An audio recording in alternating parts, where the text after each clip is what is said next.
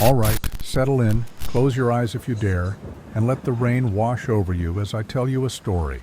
A story that still makes the hairs on my neck stand on end, even now, months later. They say near-death experiences change you. I always thought that was just a cliché, until it happened to me. And now, I can't shake the feeling that something followed me back from wherever I went. It began on a night like any other. I was driving home late, a heavy downpour blurring the already dim streetlights. The rain was relentless, a constant drumming on the roof of my car, a lullaby of sorts. I was on a remote stretch of highway, the kind where you see more deer than headlights. I'd just finished a long shift at the hospital, and exhaustion was a heavy weight in my bones. I remember a flash of light, a screech of tires, and then nothing. I woke up in a sterile white room, the rhythmic beeping of a heart monitor my new soundtrack. My head throbbed, and a dull ache radiated from my chest. A doctor told me I'd been in a severe car accident, a head-on collision. I'd been lucky, they said. Very lucky. They called it a miracle. The first few days were a blur of pain and medication, but as I recovered, something felt off. It wasn't just the physical pain. It was a deep, unsettling feeling, a constant unease that clung to me like a shadow. I'd find myself staring into mirrors for longer than I should, trying to find some change in my reflection. I'd hear whispers when there was no one around. At first, I chalked it up to the trauma, but then the strange things started happening, small things, initially. A cold spot in my apartment, even with the heat on. The feeling of being watched, even when I was alone.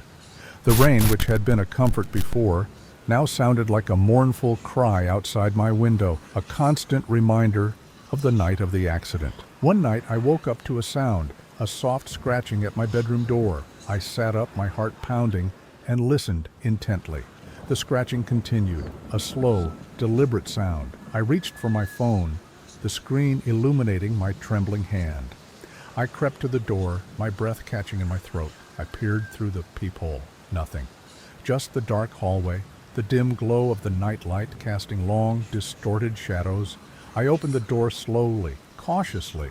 The hallway was empty, but the air was thick with a strange metallic scent, like old blood. I checked every room, every closet, every corner of my apartment. Nothing. I was starting to think I was losing my mind, but then I saw it, a single, wet footprint on the bathroom floor. It was dark, almost black, and it looked like it had been made by something inhuman. Panic seized me, cold and sharp. I grabbed my keys and phone and fled. The rain a relentless torrent outside.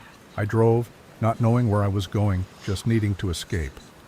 I ended up at the hospital, the place where it all began, seeking some kind of refuge. I told the on-call doctor what had happened, about the feeling of being watched, the scratching, the footprint. He looked at me with a mixture of concern and pity. He suggested I see a therapist, but I knew what I saw. I knew what I felt. It wasn't just my imagination. It was something else, something that had come back with me. The next day, I went back to the accident scene. The rain had stopped, and the sun was trying to break through the clouds. The stretch of highway was deserted. The only sound, the gentle hum of the wind. I found the wreckage of my car, a mangled heap of metal, and then I saw it, a dark, almost black stain on the asphalt near the driver's side door. It was the same color as the footprint in my bathroom. I knelt down, my hand trembling as I reached out to touch it. It was still wet. I pulled my hand back, a cold dread washing over me. I looked around, the empty highway stretching out before me. And then I saw something in the distance, a figure standing in the shadows of the trees. It was tall and thin, its form indistinct in the gloom. It didn't move. It just stood there watching. I ran, my heart pounding in my chest. The image of that figure burned into my mind. I didn't stop until I reached my car, my hands shaking as I fumbled with the keys. I drove away, the rain starting again, a relentless drumming on the roof of my car.